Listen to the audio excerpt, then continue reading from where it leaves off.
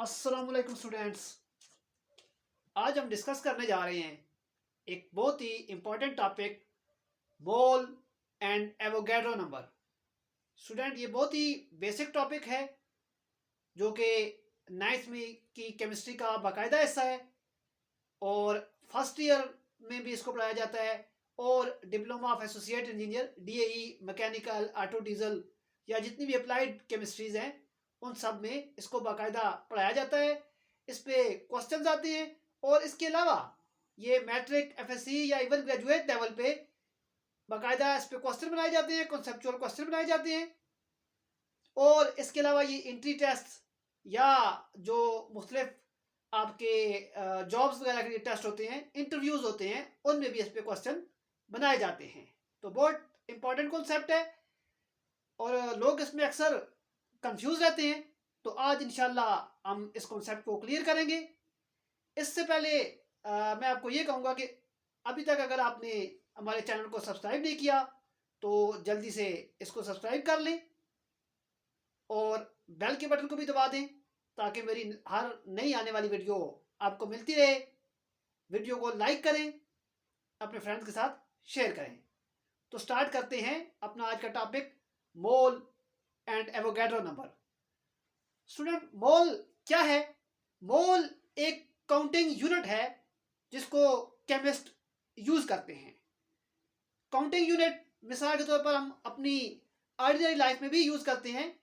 For example, जब हम shoes लेने जाते हैं, हमें घर से कहा जाए कि आपने 10 लोगों के लिए शूज लेके आने हैं, तो हम जाके दुकानदार को ये नहीं कहते कि मुझे 20 शूज दें, बल्कि हम कहते हैं हमें 10 पेयर्स ऑफ शूज दे दें, शूज के 10 जोड़े दे दें। मिसाल के तौर पर अगर हम एक और चीज की बात करते हैं, हम अगर एग्स लेने जाते हैं, अंडे लेने जाते हैं, तो हम दर्जन की बात करते हैं, डोजन की बात करते हैं। हम अगर माचिस लेने जाते हैं दुकान पे तो हम दर्जन की बात करते हैं। तो ये पेयर या दर्जन क्या हुआ? काउंटिंग यूनिट हुई। तो मोल भी एक काउंटिंग यूनिट है जिसको केमिस्ट यूज करते हैं। और मोल चीज की मास को एक्सप्रेस करने के लिए यूज किया जाता है। यानी साइंटिस्ट केमिस्ट को जब किसी चीज की मास को एक्सप्रेस करना हो तो वो मोल्स में एक्सप्रेस करते हैं, मोल्स में बात करते हैं। और मोल्स के अंदर कितने पार्टिकल्स होंगे, किसी चीज के एक मोल के अंदर कितने पार्टिकल्स होंगे, ये 6.023 इंटू 10⁻23 पार्टिकल्स होंगे, जिसको हम एवोगैड्रो नंबर कहते हैं। यानी किसी भी चीज का अगर एक मोल होगा तो उसके अंदर जो पार्टिकल्स की तादाद है वो हमेशा फिक्स होगी, वो एवोगैड्रो नंबर के बराबर होगी। और एवोगैड्रो नंबर कितने के बराबर है? 6.02 इंटू 10⁻23। जैसे आम जिंदगी में दर्जन के अंदर तादाद फिक्स है। जब हम कहते हैं कि हमें एग्स का दर्जन चाहिए तो अगले बंदे को पता होता है कि ये 12 अंडों की बात कर रहा है। जब हम कहते हैं कि हमें 1 डोजन बनाना चाहिए तो दुकानदार को पता होता है कि 1 डोजन बनाने का मतलब है 12 बनानास, 12 केले। और जब हम 1 दर्जन माचिस की बात करते हैं तब भी दुकानदार को पता होता है कि ये 12 माचिस की बात कर रहा है। इसी तरीके से जब हम किसी चीज के एक मोल की बात करते हैं और उसके अंदर पार्टिकल्स की बात आए तो कोई शक में नहीं पड़ता और उसको पता होता है कि इसके अंदर पार्टिकल्स कितने होंगे, 6.023 इंटू 10⁻23 पार्टिकल्स होंगे। तो स्टूडेंट, मोल क्या है? एक काउंटिंग यूनिट है जो चीजों की मास को एक्सप्रेस करने के लिए केमिस्ट यूज करते हैं। अब मास को हम कितने तरीकों से एक्सप्रेस कर सकते हैं? mass can be expressed in terms of atomic mass, molecular mass और फार्मूला mass। मिसाल के तौर पर अगर हम बात करते हैं mass ऑफ हाइड्रोजन एटम की, अगर हमने हाइड्रोजन के एक एटम की mass की बात करनी हो तो इसकी mass को हम एटॉमिक mass कहेंगे। और एटॉमिक mass हमें कहां से पता चलेगी? हम सिंपली पीरियोडिक टेबल में हाइड्रोजन की एटॉमिक mass देख लेंगे तो वो हाइड्रोजन की एटॉमिक मास होगी। लेकिन अगर हमने मालूम करनी हो मास ऑफ वाटर मॉलिक्यूल, अगर हमने वाटर के मॉलिक्यूल की मास मालूम करनी हो तो इसकी मास जो आएगी वो मॉलिक्यूलर मास आएगी, क्योंकि ये मॉलिक्यूल्स पर मुश्तमिल होगा। वाटर ज्यादा होगा तो ज्यादा मॉलिक्यूल्स होंगे, वाटर कम होगा तो कम मॉलिक्यूल्स होंगे। हाइड्रोजन एटम की बात हो रही है तो हाइड्रोजन एटम एक ही एटम है तो इसकी मास एटॉमिक मास कहलाएगी। लेकिन जब वाटर मॉलिक्यूल की बात हो रही है तो इसकी मास मॉलिक्यूलर मास कहलाएगी। और अगर हम बात करें mass of sodium chloride, sodium chloride की मास की बात करें तो इसकी मास को हम फार्मूला मास कहेंगे, क्योंकि ये आयंस पर मुश्तमिल है, ये फार्मूला यूनिट्स पर मुश्तमिल है और इसकी मास को हम फार्मूला मास कहते हैं।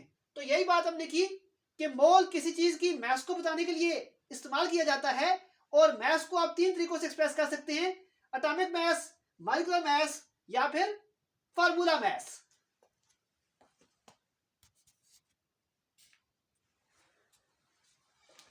अब अगर किसी चीज की एटॉमिक मास को ग्राम्स में लिखा जाए तो वो उस चीज के ग्राम एटम के बराबर होगी।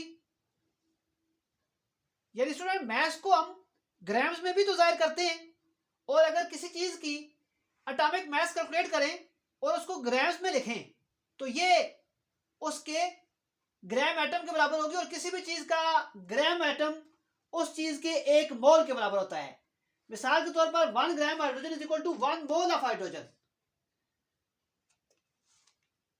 1 मोल ऑफ हाइड्रोजन यानी हाइड्रोजन की एटॉमिक मास जो कि 1 ग्राम आती है, हाइड्रोजन की एटॉमिक मास हम पीरियोडिक टेबल से देखते हैं तो वो 1 ग्राम के बराबर आती है।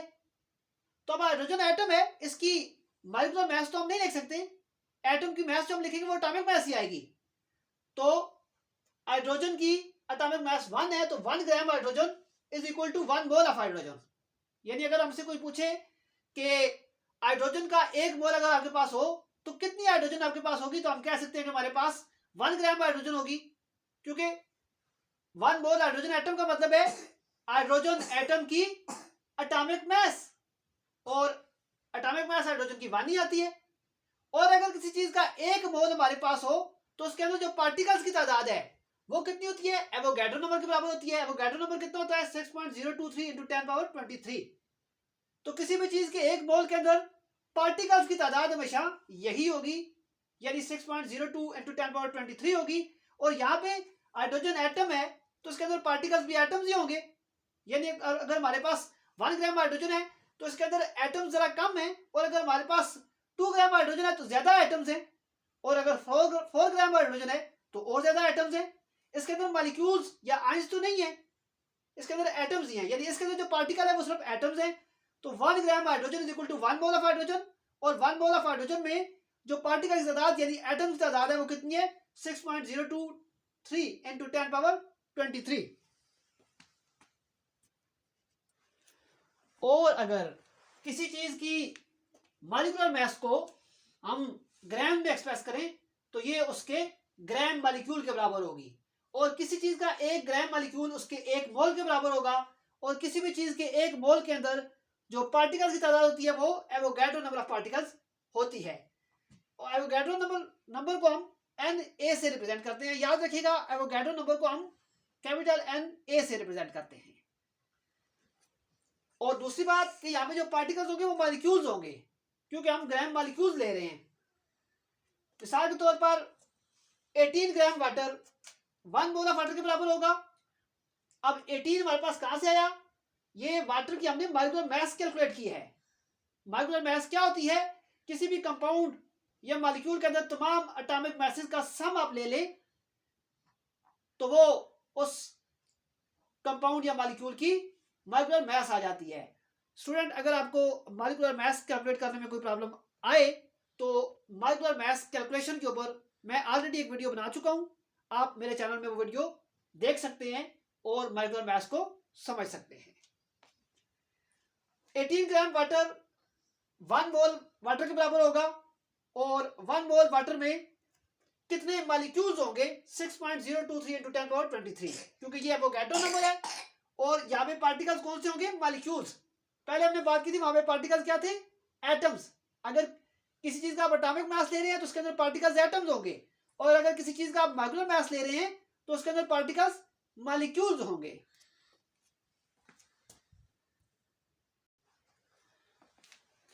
और अगर आप किसी चीज के फार्मूला मास को ग्राम्स में लिखते हैं तो ये उस चीज के ग्राम फार्मूला मास के बराबर होगी। और ग्राम फार्मूला मास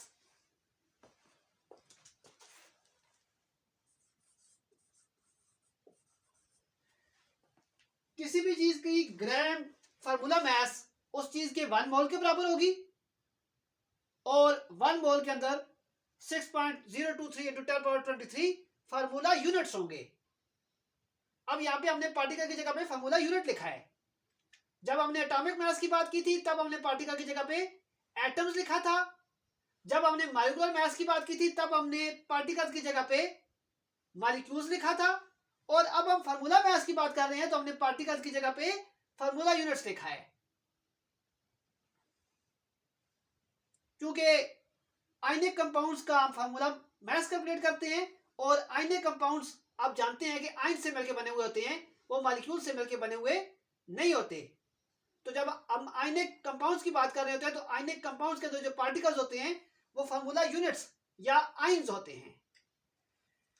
तो 58.5 ग्राम सोडियम क्लोराइड 1 मोल सोडियम क्लोराइड के बराबर होगा। ये 58.5 सोडियम क्लोराइड का फार्मूला मास आया है। ये उसी तरीके से जैसे हम मॉलिक्यूलर मास कैलकुलेट करते हैं बिल्कुल उसी तरीके से हम फार्मूला मास भी कैलकुलेट कर सकते हैं।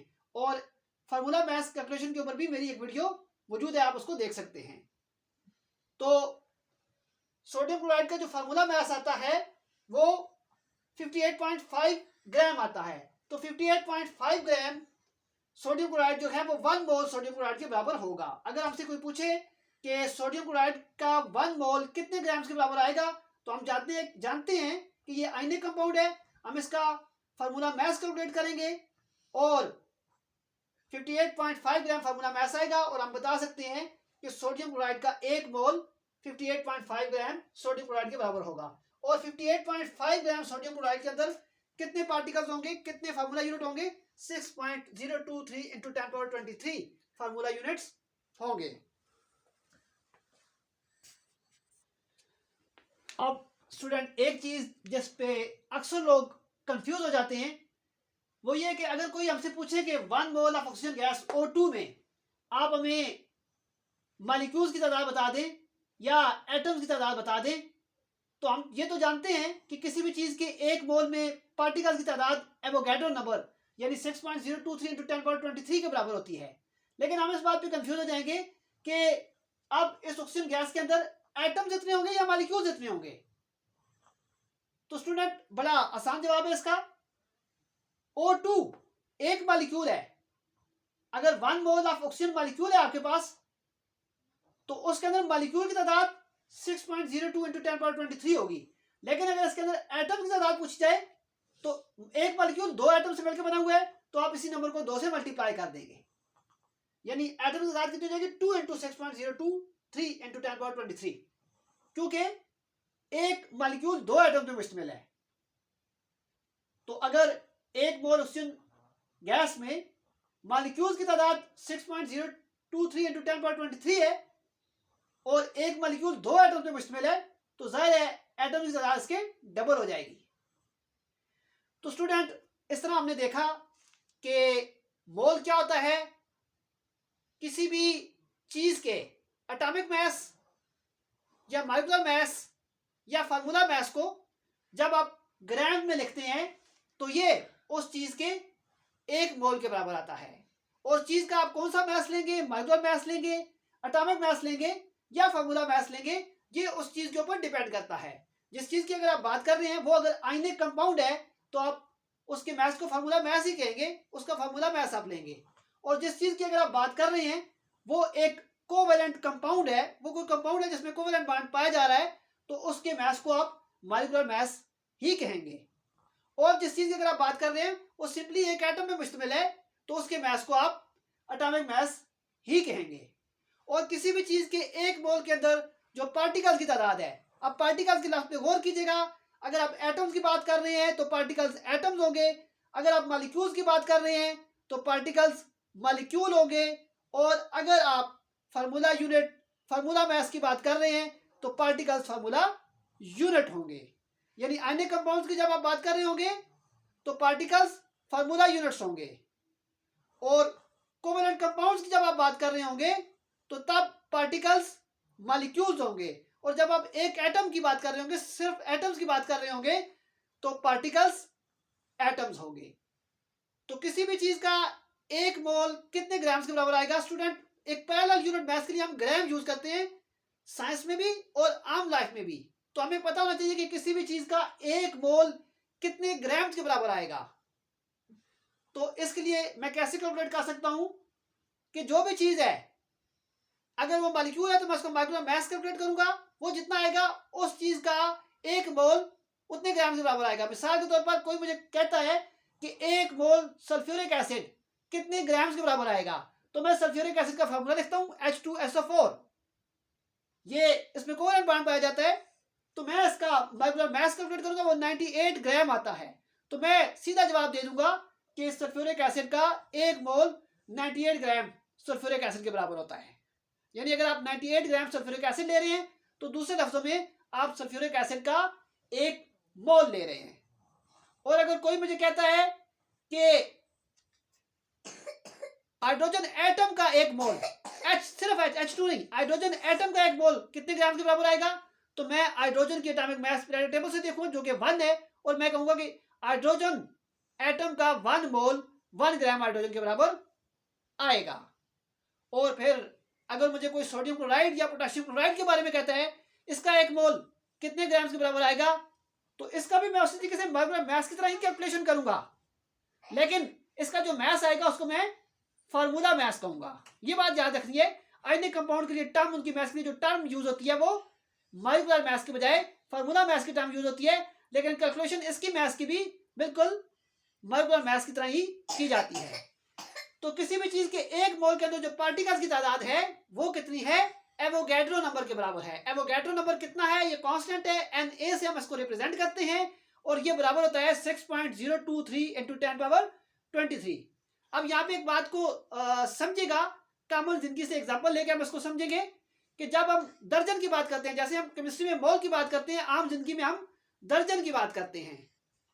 तो दर्जन के अंदर तादाद 12 फिक्स है, इसी तरीके से मोल्स के अंदर पार्टिकल्स की तादाद 6.023 इंटू 10⁻23 फिक्स है, कांस्टेंट है। अब आम जिंदगी में जब हम बात करते हैं कि अंडों का एक दर्जन, माचिस का एक दर्जन, अब आप देख लें उसमें जो एक दर्जन अंडों में 12 अंडे हैं, लेकिन अंडे की शेप भी चेंज है और मास भी चेंज है। माचिस, एक दर्जन माचिस में 12 माचिस है, माचिस की शेप भी चेंज है और मास भी चेंज है, लेकिन तादाद फिक्स है। इसी तरीके से याद रखिएगा, जब हम केमिस्ट्री के अंदर किसी चीज के एक मोल की बात करेंगे तो उसके अंदर पार्टिकल्स की तादाद फिक्स है। जिस तरह दर्जन, चाहे आप जिस भी चीज के दर्जन की बात करेंगे तादाद उसके अंदर 12 ही आएगी, इसी तरीके से आप जिस भी कंपाउंड के मोल की बात करेंगे उसके अंदर पार्टिकल की तादाद एवोगैड्रो नंबर यानी 6.023 इंटू 10⁻23 के बराबर ही आएगी, लेकिन पार्टिकल्स की शेप मुख्तलिफ हो सकती है, साइज मुख्तलिफ हो सकता है। स्टूडेंट, ये था हमारा आज का basic concept mole and Avogadro number. उम्मीद करता हूं आपको इस टॉपिक की समझ आई होगी, और अगर आपको वीडियो अच्छी लगी है तो वीडियो को लाइक करें और अपने फ्रेंड्स के साथ शेयर करें, और अगर अभी तक आपने हमारा चैनल सब्सक्राइब नहीं किया तो जल्दी से इसको सब्सक्राइब कर लें और साथ में बेल के बटन को भी दबा दें ताकि मेरी हर नई आने वाली वीडियो के नोटिफिकेशन सबसे पहले आपको मिलते रहें। स्टूडेंट, अगर आपको इस टॉपिक को समझने में किसी किस्म की कंफ्यूजन हो तो आप लाजमी कमेंट करें। ये बहुत बेसिक टॉपिक है, ये अगर आप आगे केमिस्ट्री पढ़ेंगे तो सारी जिंदगी यूज होता रहेगा। इस कॉन्सेप्ट को क्लियर करें, और अगर आपको किसी बात की समझ नहीं आई है तो आप कमेंट्स करें, इंशाल्लाह मैं फिर वही बात अगली वीडियो में समझाऊंगा। अपना और अपने इर्द गिर्द के लोगों का ख्याल रखिएगा। Thank you very much. Allah Hafiz.